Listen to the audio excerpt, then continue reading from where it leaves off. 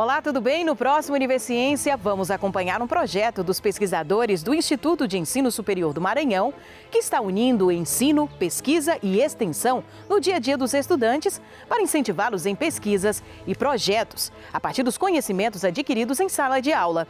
Você sabia que os memes são objetos de pesquisa de uma universidade e que existe até um museu dedicado a eles? Estas e outras pesquisas você confere no próximo Univerciência. Até lá!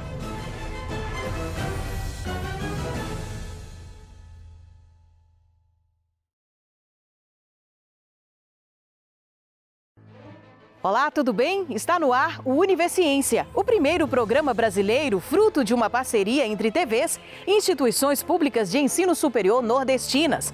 Aqui, a gente acompanha a ciência produzida no Nordeste brasileiro. Confira agora os destaques da edição de hoje. Instituto Federal do Maranhão desenvolve projeto que incentiva inovação e educação. Cientistas da Universidade Estadual do Piauí estudam a presença dos memes nos livros didáticos. E ainda, pesquisa feita pela Universidade Estadual do Sudoeste da Bahia mostra a importância da responsabilidade com os animais.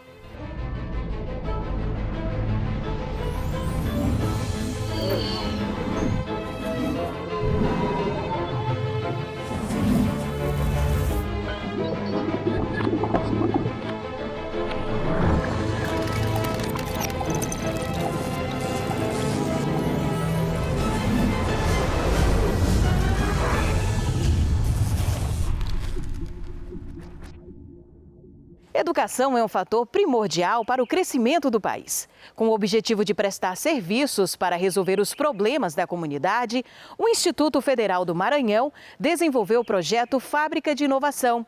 A proposta é integrar ensino, pesquisa e extensão no dia a dia dos estudantes, fazendo com que eles se esforcem para desenvolver o empreendedorismo e a inovação, a partir dos conhecimentos adquiridos no campus do Instituto de Monte Castelo, em São Luís.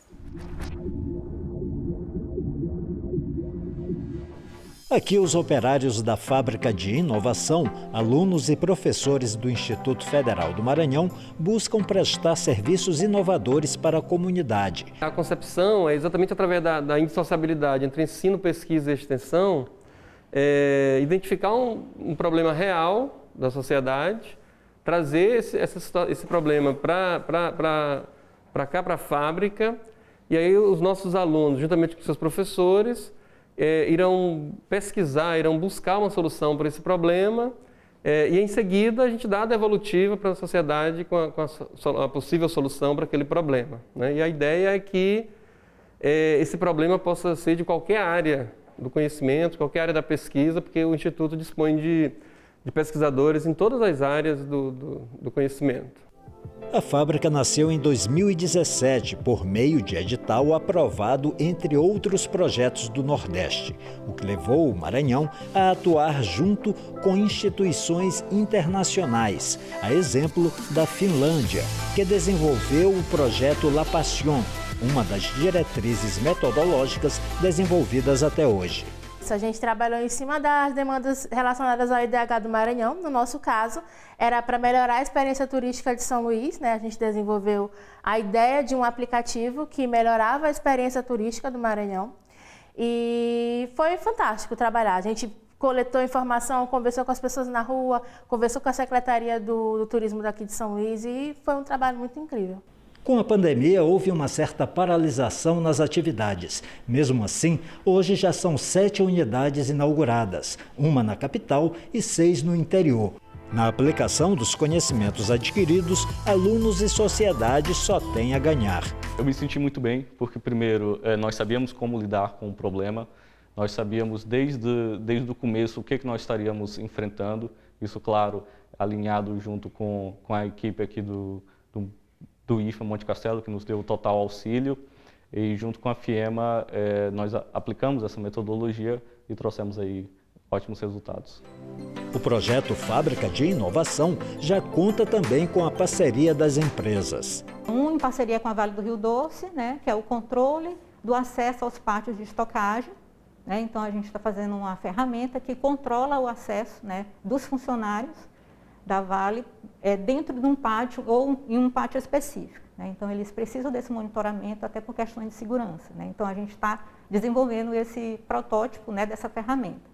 E projetos como o de promoção de vendas das rendeiras do município de Raposa, na área metropolitana de São Luís, atendem às demandas sociais da comunidade. Nós usamos uma metodologia que considera primeiramente as questões sociais dos grupos onde estamos resolvendo o problema.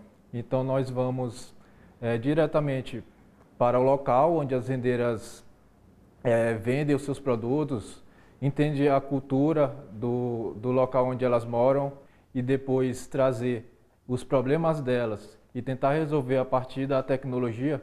Só isso já vem sendo uma grande experiência para mim. As empresas podem agendar uma visita à fábrica. Existem demandas sociais, existem demandas que as próprias empresas podem recorrer à fábrica e através do site nosso, que é o inova.ifma.edu.br, eles podem cadastrar uma demanda e dizer, olha, eu tenho esse problema e vocês podem resolver? E a fábrica, o pessoal vai analisar se pode e a melhor forma de fazer isso. E no próximo bloco a gente confere. Os memes se tornaram objeto de pesquisa de uma universidade e já existe até um museu sobre eles. A gente volta já já.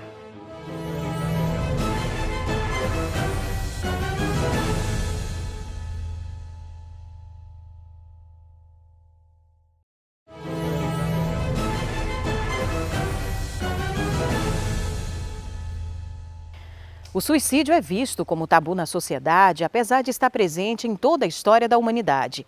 Uma pesquisa realizada pelo Departamento de Serviço Social da Universidade Federal de Sergipe busca não apenas entender o ato, mas a partir dos estudos realizados, encontrar caminhos para a prevenção. A pesquisa ela é intitulada como Tentativas de Suicídio. É o terceiro PIBIC que nós fazemos sobre tentativa de suicídio e suicídio. São eventos que eles têm uma similaridade. E o terceiro PIBIC nós tivemos 2 planos de trabalho. Um que foi sobre tentativas de suicídio no Brasil e o segundo sobre as correlações entre automutilações e tentativas de suicídio. A nossa pesquisa ela teve como objetivo principal analisar qual era o perfil das pessoas que tentavam suicídio aqui no Brasil. Para isso a gente utilizou o Sinan, ele é uma plataforma do DataSUS, e lá nós pesquisamos algumas variáveis como sexo, escolaridade, faixa etária, o perfil da vítima, o local que ela mais tentava o suicídio, a região do Brasil, o meio que ela mais utilizava. E para isso a gente coletou esses dados nós analisamos posteriormente a partir de alguns autores que se pautam nessa perspectiva, né? O que chamou nossa atenção foi a questão dos índices. O sexo feminino ele tentou suicídio com a frequência muito maior que os homens. Só que os homens, por sua vez, eles cometem suicídios consumados com maior frequência que as mulheres. Sobre a questão da raça-cor, houve predomínio da raça branca e parda. Sobre a escolaridade, pessoas da 5ª à 8ª série completa do ensino fundamental e também do ensino médio incompleto. A minha pesquisa se tratava sobre as automutilações no processo das tentativas de suicídio. Foi utilizado a plataforma DataSUS e o Sistema Nacional de Agravo de Notificações do Sinan, né, que é o principal plataforma hoje que se encontra esses casos. A automutilação se coloca como uma válvula de escape para eles se livrarem por um certo momento daquela dor psíquica e passe para uma dor física. Essa campanha do Setembro Amarelo, ela é louvável, né? Todas as campanhas de prevenção são louváveis, mas a minha sugestão é que a gente não trate esse assunto apenas em Setembro Amarelo. Setembro Amarelo a gente evidencie, né? É o mês dedicado à prevenção do suicídio. Divulgue os serviços que acolhem essas pessoas, que discutem essas questões, mas que não fique parado, restrito ao Setembro Amarelo.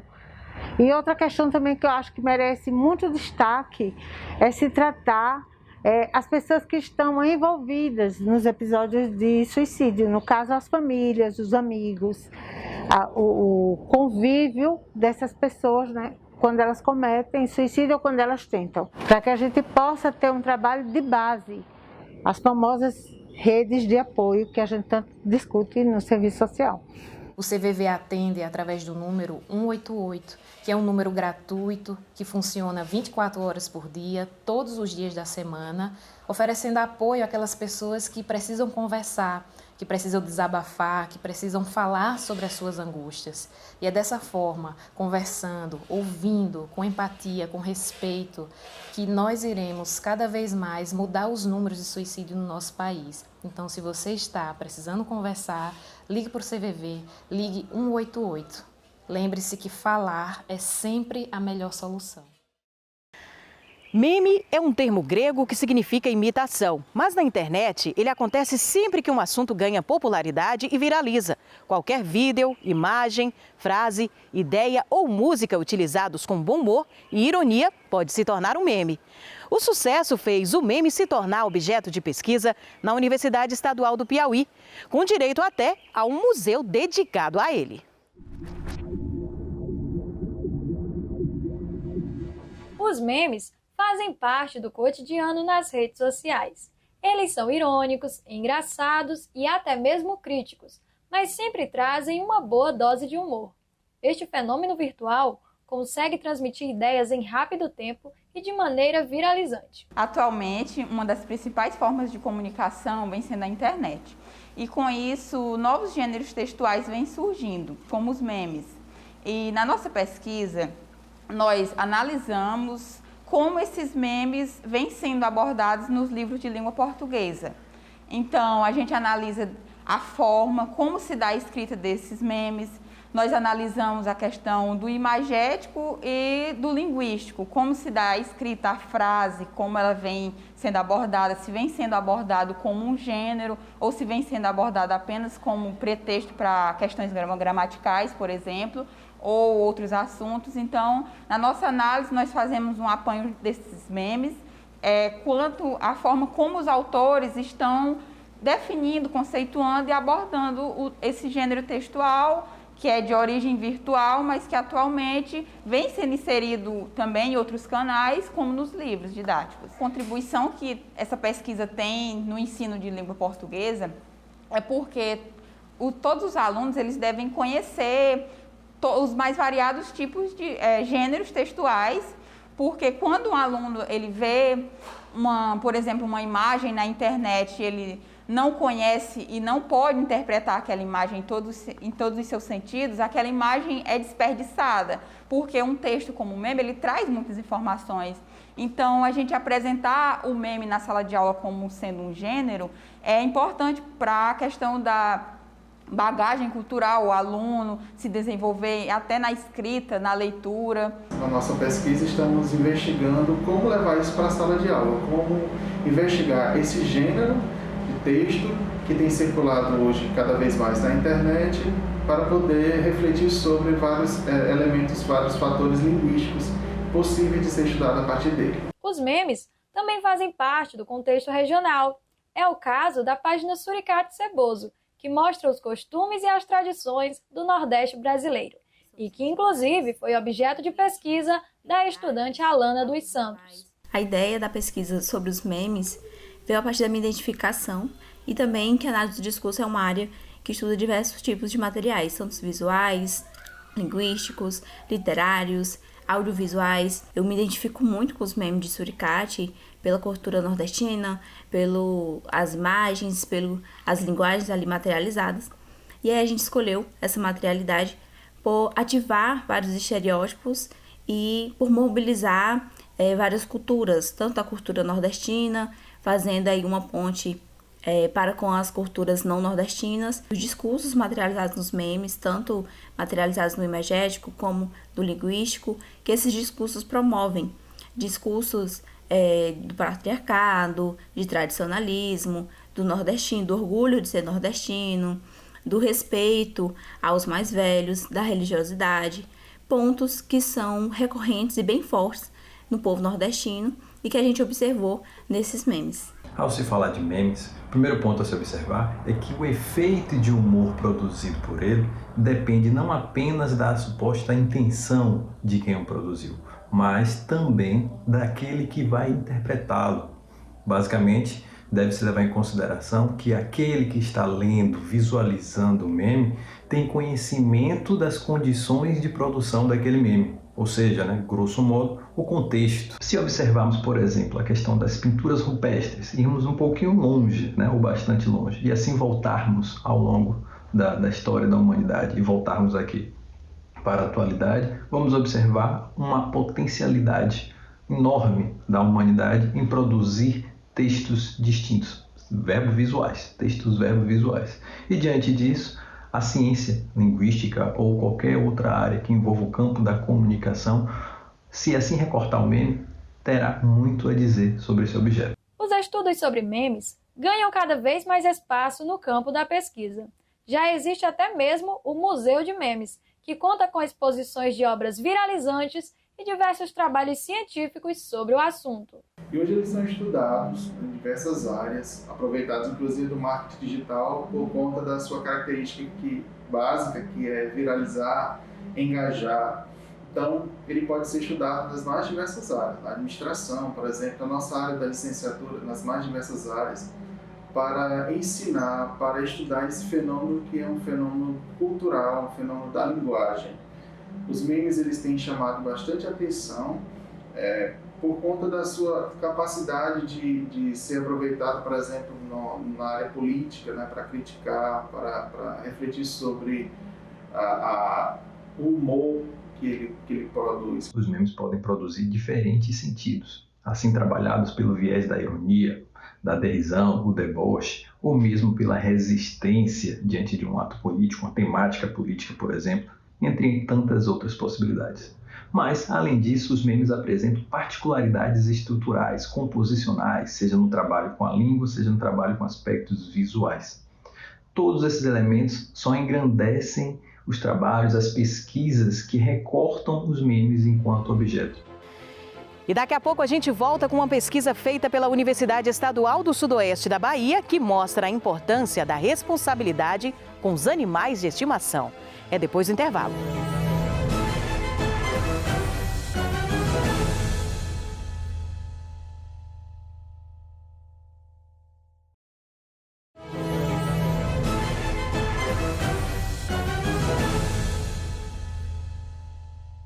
Crianças e pets são uma mistura cativante e envolvente.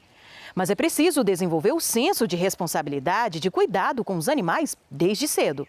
Um estudo com crianças de uma escola pública de Vitória da Conquista, no sudoeste da Bahia, ensinou sobre o respeito e a responsabilidade com os animais. Mais do que amor, a pesquisa tratou sobre saúde coletiva. O projeto surgiu como um requisito mesmo para o mestrado em ensino. Então, precisava desenvolver um projeto. E aí, conversando com minha orientadora, Gabriele, a gente foi definindo um tema. E aí, o ensino do respeito aos animais surgiu. Então, o projeto ele foi uma pesquisa e intervenção. Então, nós fomos à escola, nós levamos esta ideia, desenvolvemos o trabalho e nós avaliamos o resultado. Então, além de ter um resultado positivo para a sociedade, também foi necessário desenvolver essa pesquisa para a dissertação do mestrado. É uma pesquisa e intervenção, o nosso tema é o respeito aos animais. Então, primariamente, a gente foi à escola para a gente conhecer o que os estudantes sabiam sobre este tema.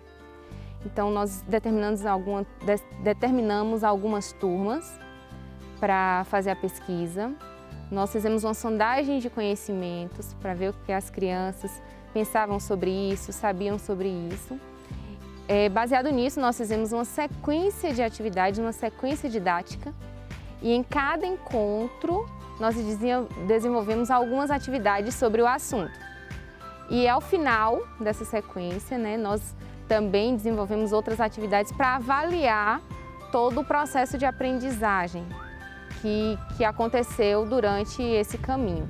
A gente observa pelo tamanho do nosso município, o número de animais nas ruas, em bairros periféricos, no centro da cidade e a falta de um centro de controle de zoonoses. Então, até o momento, nós não temos um CCZ E pior, nós temos setores da Prefeitura, da Secretaria de Saúde vinculados a um controle, mas não tem nenhuma atividade educativa nas escolas. Então, o que a gente pensou? Desenvolver estratégias didáticas para abordar isso nas escolas, para que a gente possa ver resultado não a curto prazo, mas a gente acredita que a conscientização com as crianças, eles podem levar essas informações para suas casas e essa continuidade de atividades pode ter no futuro mais respeito aos animais, a questão do abandono dos animais, a questão que já foi dita da posse responsável, né? O que é um guardião responsável? Um animal que ele recebe alimento, que ele recebe medicação, ele é vermifugado, ele é vacinado. Então, quando os animais eles não recebem esses cuidados, eles podem ficar agressivos, eles podem transmitir doenças, que são as zoonoses. E o que acontece? A castração é indispensável, mas isso a gente precisa do setor público para contribuir. Então nós, como universidade, com uma pesquisa vinculada ao mestrado de ensino, a gente quis contribuir com informações e ao final do trabalho de Dayana, a gente também conseguiu fazer uma reflexão nesses alunos, eles puderam desenhar, eles puderam usar arte, eles puderam pintar, eles puderam trazer histórias do cotidiano deles, dos passarinhos que estão presos em gaiolas, dos animais que são utilizados como meio de transporte, como os cavalos. Então a gente não trouxe só a questão dos gatos e cachorros, né? Outros animais que são da fauna urbana e estão convivendo conosco e que merecem empatia e respeito. Para a gente compreender um pouco dessa relação, é importante a gente pensar na saúde única, que faz referência à interação que existe entre a saúde humana, a saúde dos animais e também a saúde do ambiente. Então a gente vai ver que tudo está bem interligado.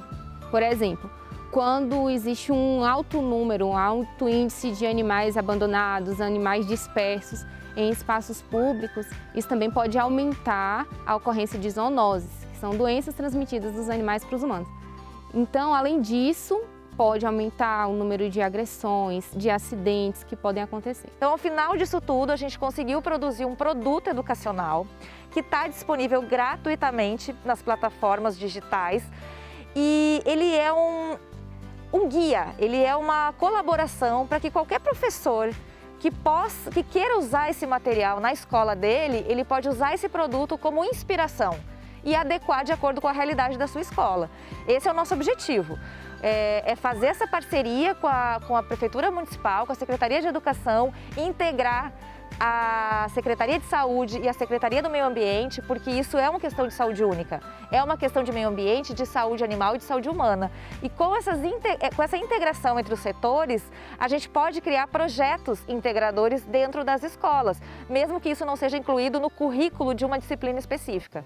No EduCaps, é um portal que a pessoa vai digitar EduCaps, vai digitar lá respeito aos animais e ali já vai aparecer alguns títulos relacionados e o trabalho já vai estar lá disponível para baixar gratuitamente em PDF. Ele é todo colorido, ele tem um manual para os professores, ele tem material para o professor imprimir e recortar e organizar. Então, assim, na verdade o objetivo é facilitar a vida daquele educador que quer abordar esse assunto na escola. A gente apresentou esse tema, né, para todos e eles já ficaram animados, até porque quando a gente fez um levantamento de quantos estudantes tinham animais de estimação, cerca de 85% tinham. Então é realmente algo muito comum. Então é um tema que já está muito próximo deles. E alguns estudantes, apesar de não terem animais de estimação, têm contato, diretamente ou indiretamente, quando passa pela rua, quando vê um animal.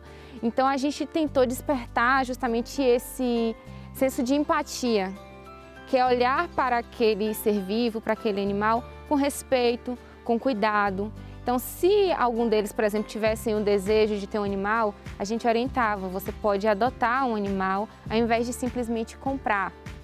Então, a gente tentava suscitar neles essas questões de que o animal ele precisa de alimento, ele precisa de moradia, ele precisa de atenção à saúde.